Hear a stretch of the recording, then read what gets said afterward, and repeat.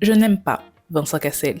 Et tout Internet non plus, au vu des réactions suite à son apparition dans l'un des derniers clips de Charli XCX pour le titre Caméra. Et il y a de quoi. C'est peut-être un monument du cinéma français pour certains, mais moi, je ne peux m'en empêcher de le voir en bizarre. Alors d'abord, 13 ans à l'époque, c'est peut-être pas 13 ans aujourd'hui non plus. Il y a quelques années, on est bien d'accord que personne n'aurait fait ça.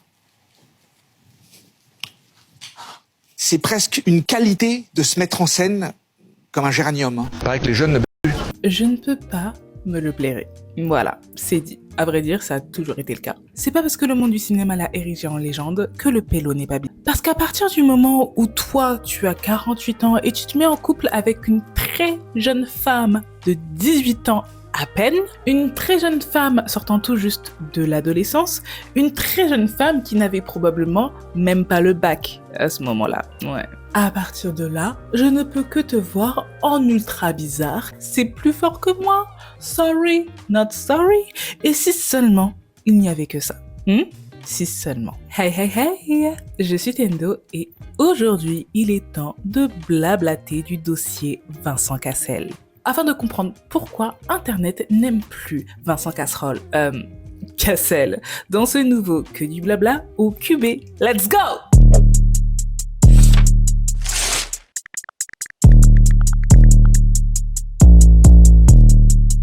Attention, ceci n'est pas une vidéo pour inciter à la haine. Je ne veux pas de problème, s'il vous plaît. Ceci n'est pas un appel au cancel ou au boycott. Je partage juste mes trouvailles et vous en faites ce que vous voulez avec. Parce que, en vrai, je ne suis pas la maîtresse de la morale. Je suis plutôt pour la culture du « on n'oublie pas » ou la culture du « je te vois en bizarre ». Mais again, chacun fait ce qu'il veut. Je fais cette vidéo parce que je ne l'aime pas. J'ai le droit de pas l'aimer, le clamer haut et fort et le critiquer. Et tout ça sur la place publique. J'ai un avis biaisé, je vais pas te mentir, vu que je suis une islamo-gauchiste pour l'agenda gay. Cependant, et ça me tue de le dire, je n'ai pas le droit de publiquement l'insulter. Ni moi, ni toi d'ailleurs. Donc si t'es dans ma team, pour notre bien judiciaire, soyons courtois. Pardon, hein, mais je veux pas de procès à mon pétou. Je refuse. Si t'es dans sa team, soyez courtois. Et si t'es dans la team nuance, j'attends ta nuance pour l'écart d'âge 18-48 ans. Je l'attends avec impatience. Pour mieux te juger, ouais. By the way, ceci est une nouvelle série de vidéos inspirée par la youtubeuse états-unienne Kayla Says et de son format How the Internet Fell Out of Love with un tel et un tel. T'as capté?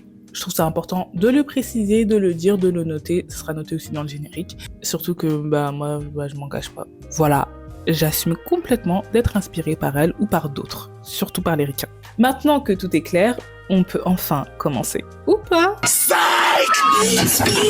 Abonne-toi, like, partage, boost et n'hésite pas à commenter pour me donner de la force. Tous les mardis, je te donne rendez-vous à 20h pour qu'on blablate ensemble et je te réserve pas mal de surprises. Donc, reste branché. Avant de parler des problèmes, je vais quand même te faire un petit résumé, une petite biographie de sa vie. Pour t'expliquer pourquoi le monde du cinéma l'adule et le nomme comme l'un des plus grands acteurs français. Parce que tout le monde n'est pas familier avec son travail. Vincent Cassel est né le 23 novembre 1966 à Paris dans le 15e. C'est un acteur, réalisateur et producteur français. Est-ce que tu savais que Cassel, c'était même pas son vrai nom? Ou plutôt, c'était pas son nom d'origine? Il s'appelle en réalité Vincent Crochon. Il a changé parce qu'à l'école, Cassel, ça passait beaucoup mieux. Ouais, c'est beaucoup plus glamour. Pour lui, son nom pouvait représenter un obstacle et attirer les moqueries. Alors que dans tous les cas, son nom allait lui attirer que des privilèges. Mais pourquoi je dis ça? Eh bien parce que Vincent Cassel est un Nepo baby, voyons. Sa mère, c'est Sabine Cassel Lanfranchi, une ancienne rédactrice en chef des pages cuisine du Elle américain, et son père, c'est Jean-Pierre Crochon, ou plutôt Cassel, un comédien connu à l'international. Il a joué dans Le Crime de l'Orient Express et dans Les Trois Mousquetaires et ses suites, entre autres. En fait, Vincent a fait comme Papounet qui avait changé son blaze dans les années 50, parce que ça sonnait mieux. Son frère, Mathias Crochon, alias Rockin' Squat, est le fondateur du groupe de rap Assassin. Comme quoi, les rappeurs qui s'inventent des vies, ça a toujours existé. Vincent a également une demi-sœur, Cécile Cassel, actrice et chanteuse, connue sous le nom de scène Olysis. Je sais pas si je le dis bien. En fait, le petit Vincent a passé toutes ses vacances d'été à Arcachon, où son grand-père maternel dirige le cinéma-théâtre de la plage. Au fil de ses étés, il a aiguisé sa culture ciné via la découverte d'une multitude de films en squattant les loges du théâtre. Il effectue sa scolarité à la maîtrise, internat se situant à Montmartre, puis à l'école des Roches à Verneuil-sur-Avre et au centre international de Valbonne, situé à Antibes, un lycée très coté, dans lequel il y rencontre un autre Nepo Baby appelé Mathieu Kassovitz, qui est le fils de Peter Kassovitz, réalisateur et acteur. Vincent, il est pas trop fan de l'école. Alors à l'âge de 16 ans, il intègre l'école nationale du cirque dirigée par Annie Fratellini. Jean-Louis Barrault, comédien, metteur en scène et directeur de théâtre, lui ouvre la porte de sa troupe, ce qui lui permet de jouer dans Les Oiseaux en 1985 et dans Le Pointeur. Je me retiens et je vais beaucoup me retenir dans cette vidéo. Il déménage ensuite à New York pour rejoindre sa mère divorcée de son père. À 18 ans, Vincent Cassel prend des cours de théâtre au sein de l'Actors Institute et à l'atelier Blanche Salant Paul Weaver International. Cassel débute au cinéma dans le film Les cigognes n'en font qu'à leur tête, sorti en 1989 puis en 1991 dans Les Cités du Paradis. Son pote Mathieu Kassovitz, fellow Nepo Baby, réalise son premier film en 1993 appelé Métis. C'est l'histoire d'une jeune métisse antillaise enceinte d'un enfant dont elle ne connaît pas le père car elle a un amant noir et un amant blanc. Ok, d'accord. Pour jouer devant la caméra, il appelle son pote d'enfance, Vincent Cassel. Résultat, le film obtient 2 nominations au César en 1994. L'année d'après, consécration. Les deux potes se retrouvent pour La haine. Tourné par Kassovitz avec Vincent Cassel dans le rôle de Vince, aux côtés de Hubert Koundé et Saïd Taghmaoui, représentant le black blanc beurre ultime. Je t'avoue que né en banlieue et ayant vécu pendant plusieurs années en banlieue, je déteste les films sur les banlieues. Donc je l'ai pas vu, je vais pas te mentir. Parce qu'ils ont souvent la même odeur et le même public. Pour certains, c'est un film par excellence avec un beau gaze de zinzin. Pour tous les bandeurs de cité qui n'y ont jamais mis les pieds, ce film est pour vous. Et pour d'autres, c'est un classique pour toute une génération qui dénonce et c'est un film coup de poing qui fait réfléchir. Mathieu a eu l'idée du film suite à l'affaire Makome Mboholé, un jeune noir de 17 ans qui a été tué par balle à bout portant par un policier pendant une garde à vue. Ce film changera à tout jamais les choses pour les deux compères. C'est le jackpot pour Mathieu, mais surtout pour Cassel. Le film est un succès commercial de zinzin et en même temps, c'est un succès critique. Cassel est récompensé en étant nommé la même année pour 2 Césars, celui du meilleur espoir masculin et celui du meilleur acteur. Et retiens bien ce détail. Maintenant, passons aux choses sérieuses. De là, il est absolument partout. Le mec ne connaît pas le chôme-du. Adultère, mode d'emploi 1995, l'appartement 96, pendant lequel il rencontre celle qui deviendra sa femme pendant 18 ans, Monica Bellucci. Doberman en 97, Les Rivières pourpres en 2000, par son pote Mathieu Kassovitz. Sur mes lèvres en 2001, Irréversible en 2002. Il double le personnage de Diego dans L'Âge de glace en 2002 et Blueberry, l'expérience secrète en 2004. Au fil des rôles, il s'impose comme l'un des visages emblématiques du cinéma français. Il commence petit à petit, en plus, à avoir un pied à Hollywood, via les films Ocean's 12 en 2004 et Ocean's 13 en 2007. Ensuite, en 2009, il est récompensé par plusieurs prix, dont le César du meilleur acteur suite à sa performance en tant que Jacques Messrine, un ancien gangster dans le diptyque français L'Instant de mort et L'ennemi public numéro 1. Il enchaîne avec Black Swan, Trans et Jason Bourne. En gros, c'est la nouvelle coqueluche française qui donne la réplique aux plus grandes stars ricaines. On lui donne v'là le gaz. Je vais pas te faire toute sa filmographie parce que, en vrai, elle est immense et je suis pas là pour ça, j'avoue. N'oublions pas l'objectif principal de cette vidéo. Donc, je vais m'arrêter là, sauf qu'on va s'attarder sur deux films. Deux films très chelous. Parce que la manière dont il les a défendus et les sujets de ces films en question, ça fait peur. C'est un combo qui fait peur. Et c'est là que les gens ont commencé à le voir en bizarre. En 2015, il y a l'affiche d'un film plus que problématique, très bizarre et très français, appelé Un moment d'égarement. Mais Kezako, Un moment d'égarement, tu vas rire, attends. C'est l'histoire d'un gars quarantenaire, interprété par Cassel, qui couche avec la fille de son pote mineur, âgé de 17 ans. Mais que c'est drôle. Attends, j'ai pas fini. Parce que c'est pas la faute du quarantenaire, c'est pas la faute de l'adulte s'ils ont ken. Non, c'est la faute de la Lolita, de la mineure, de l'ado, s'ils l'ont fait. Parce qu'elle voulait tellement faire sa première fois avec un vieux dégueu. C'est sa faute, elle l'a cherché, c'est elle qui voulait, donc lui, il a juste succombé. C'était juste un moment d'égarement, voyons. T'as pari? Attends, j'ai mieux alors. Parce que ce film a été produit par Thomas Langman, fils de Claude Berry, le réalisateur qui a fait le film Un moment d'égarement en 1977. En fait, le film de 2015, c'est juste un remake de celui de 77. Comme quoi, les mentalités ont tellement changé. C'est drôle. Non, c'est dégueu, j'en peux plus. Je peux plus continuer, j'en peux plus. Ça va 2 minutes, c'est dégueu. Je peux plus tenir. De père en fils, ça se transmet des idéaux dégueux. Avec des acteurs et toute l'équipe qui cautionne de transmettre ce genre de message dégueu. Oui, je m'en fous, je mélange tout le monde. Ce genre de film n'est pas subversif, c'est juste problématique. À destination de personnes bizarres. Qui regardent ça? Bande de dégueux. Évidemment, le film a fait polémique parce que déjà, les noms des actrices étaient inexistants sur les affiches. Ça commence bien. Et parce que ce film, c'est du grand n'importe quoi. À perpétuer le stéréotype inventé et fantasmé de la Lolita qui veut absolument pécho un vieux dégueu, un vieux débris. Crazy. Vraiment, le stéréotype de la Lolita, je peux plus me le voir. Comment ces hommes nous l'ont fourré dans le gosier, c'est trop en fait. Et évidemment, Vincent Castoide-là a défendu le film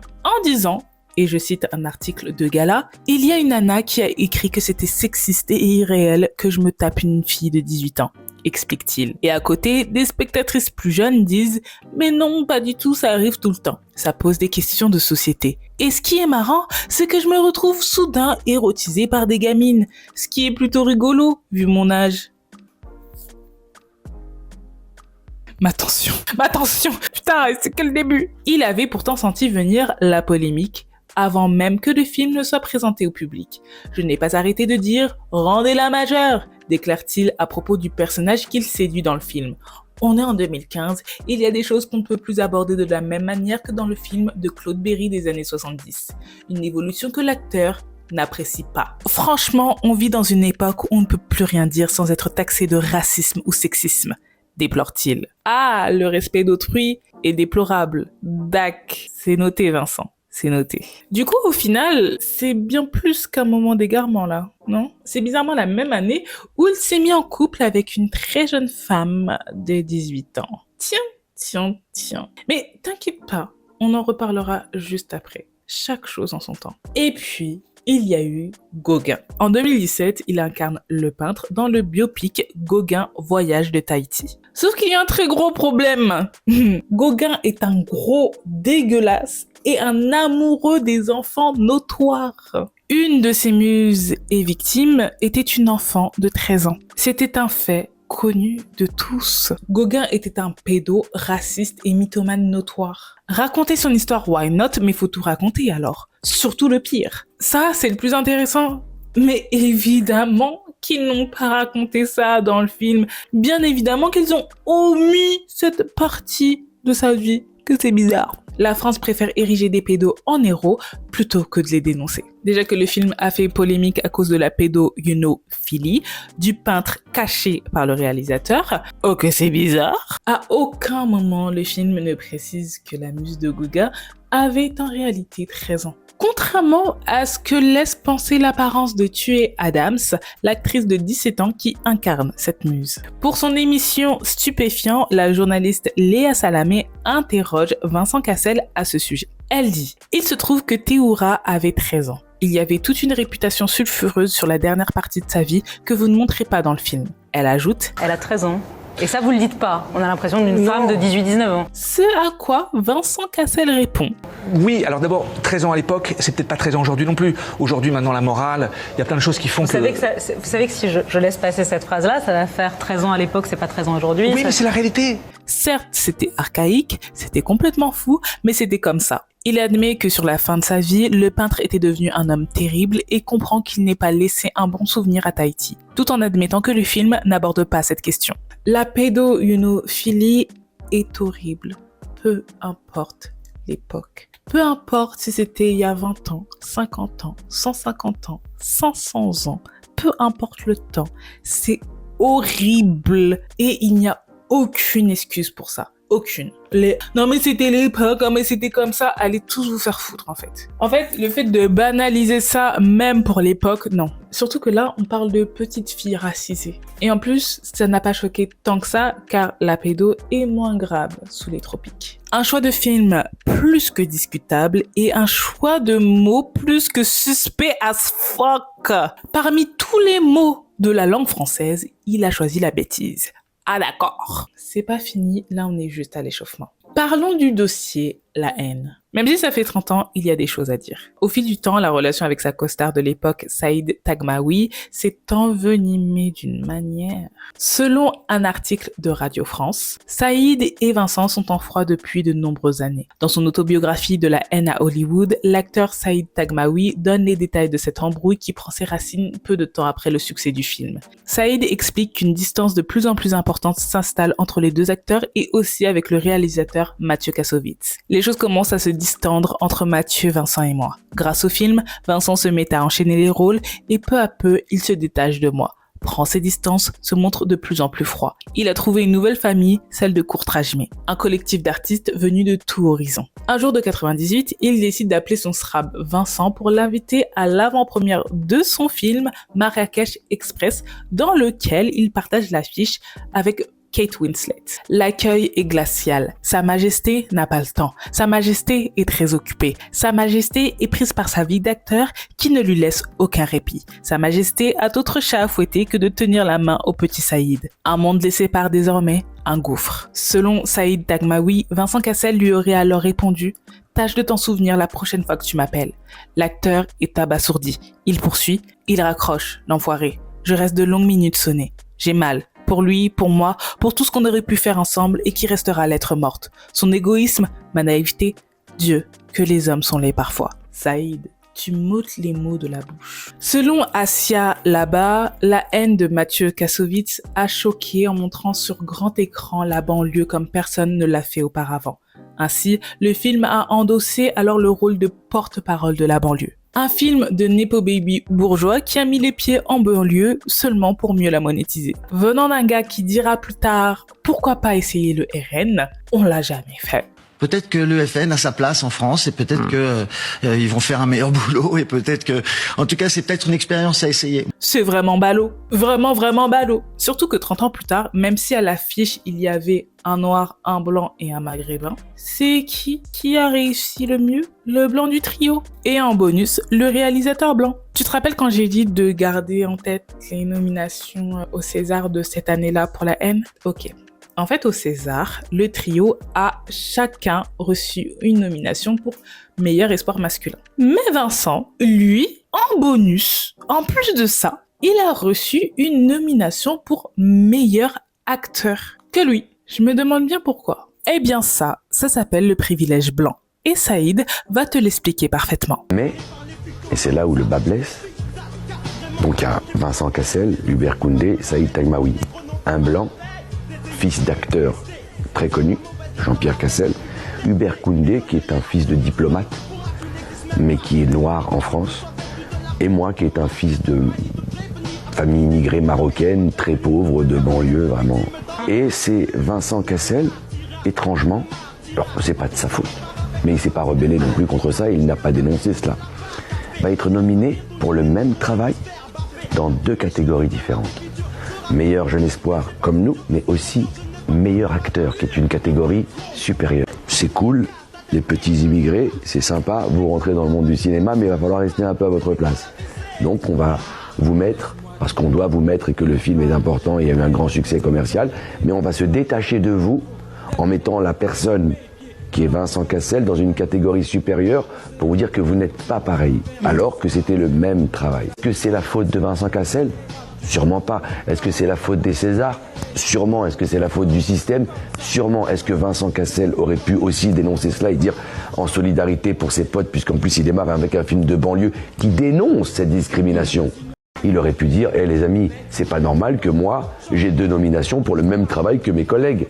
C'est ça le privilège blanc. Et puis, grâce à la haine, Cassel possédait une sorte de caution de banlieue. Il avait l'image d'un gars de banlieue au vu de son rôle. Le cinéma et beaucoup de Français le considéraient comme le porte-étendard du ghetto. Et aussi parce que son frère est un rappeur. Et en plus de ça, il traîne avec des Noirs et des Arabes. Et en bonus, il se fait des nattes collées. Non mais... J'ai des amis qui sont justement arabes et dont ma meilleure amie qui est tchadienne, donc plus noire qu'une arabe. Il a l'air si cool. C'est un blanc différent. Alors que c'est un homme blanc cisgenre hétéro, nepo baby, bourgeois, qui a grandement bénéficié de l'image de la banlieue sans jamais la remercier. C'est pourquoi, lors des Césars en 2020, Aïssa Maïga a dit ça. C'est plus fort que moi, j'ai compté le nombre de noirs dans la salle. Ouais, enfin, j'en ai oublié un, c'est Vincent Cassel. C'était toi le Renoir du cinéma français avant la diversité. Je te mets dans le quota, ça te va ou pas? C'est bon? Allez. Bon, et j'ai... Beaucoup étaient dans l'incompréhension et très peu avaient compris la blague, ou plutôt la pique remplie de vérité. Lui n'a pas compris et ça m'étonne pas qu'il comprenne pas. Le privilège peut aveugler parfois. Ce fut une manière de dénoncer le manque de diversité dans le cinéma français et surtout sa mentalité d'arriéré encore trop présente. Moi perso, j'ai ri en 2020 et j'ai encore ri aujourd'hui en fait. C'est évidemment les mêmes qui n'ont pas compris. Saïd Taghmaoui avait réagi sur Twitter en disant « Vincent Cassel, le plus hypocrite de tous, sachez-le ». T'inquiète, on sache. Quelques jours plus tard, Vincent Cassel-Miche s'exprime via un post Insta. Toujours en ligne en plus, et il dit « Au cas où certains et certaines auraient oublié, il s'est passé quelque chose de beau, d'extraordinaire et de très important ce soir-là. Hashtag message, hashtag courtrajmé, hashtag famille affaires, hashtag Philly for life, avec un doigt d'honneur. » Donc, tout ce qu'il trouve à dire, c'est ça, Philly for life, alors que la négrophilie est une forme de racisme. Selon France Fanon, pour nous, celui qui adore les N-words est aussi malade que celui qui les exècre. La négrophilie est une forme supplémentaire de déshumanisation des personnes noires, car elles sont réduites à des stéréotypes genre les noirs sont bons en lit, les noirs sont bons à la danse, ce sont des bons serviteurs, ou ils sont bons en foot. La couleur de peau, les cheveux, les qualités sexuelles sont autant de prismes ridicules à travers lesquels on juge de notre utilité. Les négrophiles, ce sont les pourvoyeurs des enfants métis et les féticheurs des tigresses au lit, si tu vois ce que je veux dire. Selon le tweetos Samir Akasha, à ceux qui défendent Cassel, son négrophilie for life est accompagnée d'un doigt d'honneur. Quand des noirs s'indignent et que c'est ce qu'ils trouvent à leur répondre, c'est encore une fois un acte de domination, adoubé par sa clique. Aïssa Maga avait raison. Mais bien sûr qu'elle avait raison. Je répète, donc, tout ce qu'il a à dire dans tout ça, c'est négrophilie for life accompagné d'un doigt d'honneur? Oh, d'accord, ouais. Ok. Parlons de ses amours et surtout de sa jungle fever, vu que c'est le thème. Oui, j'ai bien dit jungle fever. Mais attends. Il ne peut être raciste. Il a une amante noire. Photo de ma femme, merci. Il y a quelques années, dans le magazine Marie-Claire, Vincent Cassel s'est lâché comme jamais au sujet de ses préférences en matière de femmes. Il a affirmé « Jeune, j'avais ce qu'on appelle la jungle fever. Je n'étais attiré que par les femmes métisses ou noires. Puis j'ai été spécialisée dans les filles asiatiques et ensuite les petites rebeux parisiennes. J'ai réalisé que quand on est spécifique, on ne s'intéresse pas aux gens. Mais non, dis voilà. Aujourd'hui, j'apprécie la beauté partout. Les petites, les grosses, les maigres, cheveux courts, longs, enfin, j'aime les brunes quand même. Après Monica Bellucci, mariée pendant 18 ans avec qui il a eu 2 filles, en 2016, l'acteur rend officiellement public sa relation avec Tina Kunakis, un mannequin français. Il a 48 ans et elle a à peine 18 ans. Il explique qu'il n'avait alors pas la moindre idée de l'âge de sa jeune épouse lorsqu'il a commencé à s'intéresser à elle. Quand j'ai croisé Tina à Biarritz, elle n'était âgée que de 18 ans. Je ne savais pas quel âge elle avait quand je l'ai rencontrée.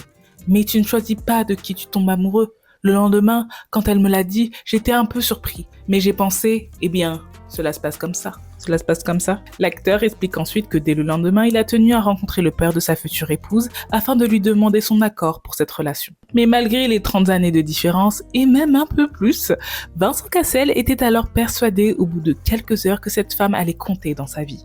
Il admet tout de même avoir eu des doutes à cause du jeune âge de Tina Kunakis. Des petits doutes alors parce que ça l'a pas arrêté de la marier 3 ans plus tard et d'avoir un enfant avec elle 1 an plus tard. Quand je te dis qu'elle était à peine âgée de 18 ans, c'était pas une blague, ok? Lago est né le 5 avril 1997. Ils se sont rencontrés en 2015 sans donner de date précise, évidemment. Ah non, ce serait trop facile. Le truc qui me turlupine, c'est que ce genre de cas, ils n'ont généralement pas d'amis hommes âgés de 18 ans. Mais une femme de cet âge-là, ça pose pas de problème bizarrement. Parce que laisse-moi deviner, elle est mature pour son âge, hein? Elle t'écoute et elle est facilement impressionnable, hein? Tu peux la modeler à tes souhaits, contrairement à une femme de ton âge, hein? C'est pas parce que c'est pas puni par la loi que c'est pas dégueu. Tina, le jour où tu parleras, on te croira. Sache-le. C'est pas normal pour un gars dans la quarantaine de s'intéresser à une femme aussi jeune. Et personne ne me fera croire le contraire malgré les nombreux hommes et le très peu de femmes qui se mettent avec des personnes qui sortent à peine de la minorité. Ils sortent à peine de l'adolescence. On vous voit en bizarre. Regardez cette photo. On dirait son père. On dirait son grand-père, wesh. C'est pourtant fini le tournage d'Un moment d'égarement. Je comprends pas là. Le couple s'est séparé en 2023 et peu de temps après, il s'est mis avec la top modèle brésilienne Nara Batista, ancienne candidate du concours Miss Univers Australie de 30 ans, sa cadette. Il le fait exprès. Cette dernière a juste 1 an de plus que Tina. Il le fait exprès. C'est une 96 comme moi. Ensemble, ils ont accueilli un petit garçon. That's crazy. Tu te rends compte, mais il a la même maladie que Leonardo. Non, purée, cette maladie, elle est vraiment contagieuse, hein. Oh, crazy. Et puis le Vince, là, il a la bouche, hein. Et il a le don de débiter de belles conneries. Voici une liste non exhaustive de toutes les conneries par Vincent Castodla. Mai 2026, il a souhaité le 16e anniversaire de sa fille via un post Insta où il dit « Ma merveilleuse et longiligne créature, tu as 16 ans aujourd'hui, je suis si fière de toi. » Des mots chelous pour beaucoup, surtout pour décrire une mineure. Sur les réseaux sociaux, beaucoup dénoncent une description perçue comme trop centrée sur le physique. Le magazine Grazia qualifie cette déclaration de message étonnant et un peu limite. Un jour, il a dit, et je cite, « Honnêtement, je ne cherche absolument pas à participer à des projets à caractère politique ou social. Je me suis engagée dans certains projets parce qu'ils m'ont paru intéressants quand je les ai découverts, mais je ne cherche pas à être engagée socialement ou politiquement. En fait, je pense que quand les acteurs commencent à faire ce genre de choix, ça devient un peu ennuyeux, tu vois. Parce que le cinéma, c'est pas pour changer le monde. Allons donc, ce serait très naïf de penser ça. Il n'y a pas un seul exemple de film qui ait changé quoi que ce soit. Bah, il comprend pas le concept de l'art ou je sais pas, je crois qu'il comprend pas le concept de son propre métier. That's crazy.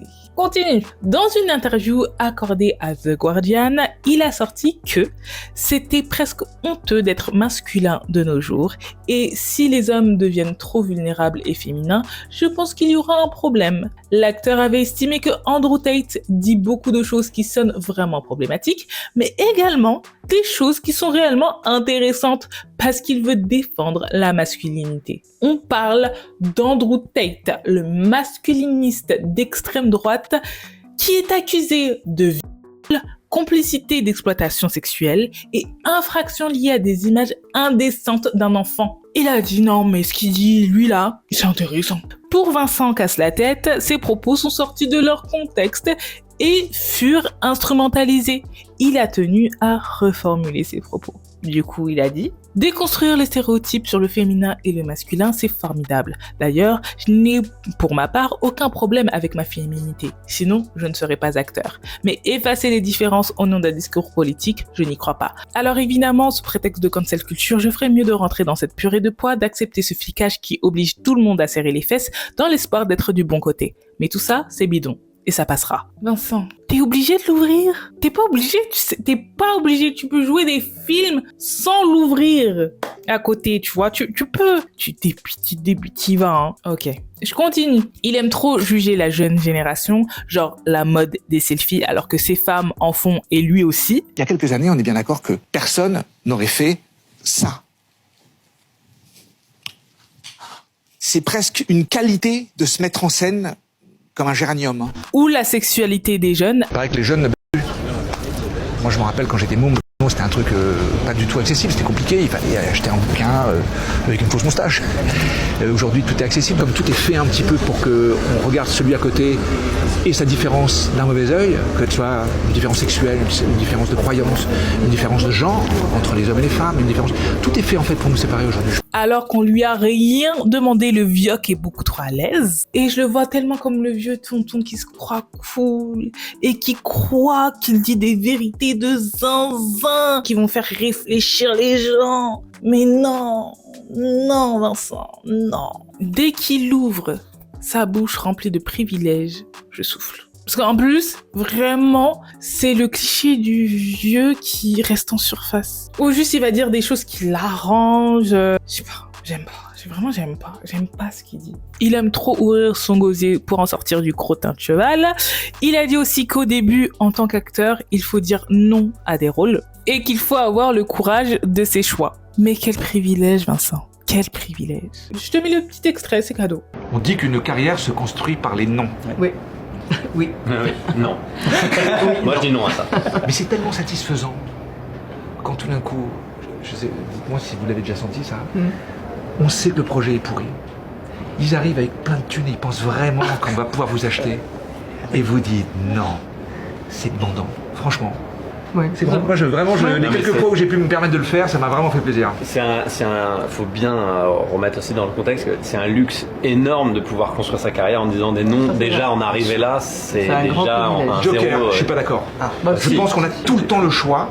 Faut juste avoir le courage de ses choix. Non mais là, oui, mais là... entre une grosse merde et une petite merde, et ben, il faut choisir. Non mais il faut déjà qu'on te propose des choses. Il y a tellement, je veux dire, dans le paysage global, il y a tellement d'acteurs qui ne travaillent pas assez par rapport même à leur talent. Et heureusement, Pierre Ninet était là pour nuancer. Ses takes, c'est que en surface, ça manque de profondeur, de nuance et de réelle réflexion. Ah oui, et il a aussi dit qu'il ne faut pas séparer l'homme de l'artiste. Ça, on est corda, mais on n'est pas corda sur les mêmes raisons. Il a ajouté, par contre, il n'y a que des fous qui font de l'art. Et quand il parle de fous, ce sont des fous condamnables dans leur temps et surtout dans le nôtre. Non, je pense pas qu'il faut faire la différence entre l'homme et l'artiste. Après, le problème, c'est que si on commence, je veux bien être vertueux, mais tout le monde ne peut pas l'être. Mais le problème, c'est que si on doit regarder que des œuvres de gens vertueux, là j'ai entendu dire qu'ils veulent virer Gauguin des musées. Ok. Virons tous les artistes non vertueux. Mais qu'est-ce qui va rester? Il n'y a que des fous qui font de l'art. Sinon, on fait autre chose. Je veux dire, c'est un truc de taré. Donc malheureusement, si on enlève tous les fous furieux du monde de l'art, j'ai peur qu'on ne se retrouve qu'avec l'inspecteur d'Eric. Mais Vincent, là je vais te parler comme si t'avais 8 ans. Mais Vincent, il n'y a pas que des fous criminels qui font de l'art. Ça s'appelle un cliché. Le pire, c'est qu'il croit qu'il a dead. C'est le ton. C'est peut-être le ton qu'il emploie, j'aime pas. En plus de ça, j'aime pas. C'est pour ça qu'Internet ne l'aime plus. Ou ne l'a jamais aimé. Et c'est pourquoi les gens ont si mal réagi quand ils l'ont vu dans le clip de Charli XCX. Je vais citer l'article de Nylon qui résume si bien la situation. Certains regrettent simplement que Charli XCX ait choisi un acteur dont l'image est jugée par une partie de sa communauté en contradiction avec les valeurs féministes et queer qu'elle défend dans son univers. À l'inverse, quelques internautes défendent un choix purement artistique et rappellent que la présence de Vincent Cassel ne constitue pas une prise de position politique de la part de la chanteuse. Et franchement, même moi, j'ai pas compris le choix. Je suis désolée, hein, mais tout est politique. Même quand tu mets de la lumière sur quelqu'un. Si c'est parce qu'il a fait semblant d'avoir un flingue il y a 30 ans, la ref est dépassée. C'est bon. On peut move on ou pas? Move on. Et surtout, il y a d'autres actrices qui pouvaient très bien faire le taf. Mais bon, vu qu'on rend iconique des gens bizarres, bah voilà le résultat. Dire que le gars est dans Westworld et dans la prochaine saison de White Lotus qui se déroule dans le sud de la France, Bibi à la haine. Ce gars, vraiment, je peux pas. Et c'est peut-être parce que Charlie XCX sera peut-être dans White Lotus. C'est pour ça qu'ils se connaissent. I don't know. C'est une rumeur. Je sais pas pourquoi elle l'a mis dans le clip. Je sais pas. Au moins, ça a fait parler. Mais bon, elle a pas besoin de ça. Ce gars, vraiment, je peux pas.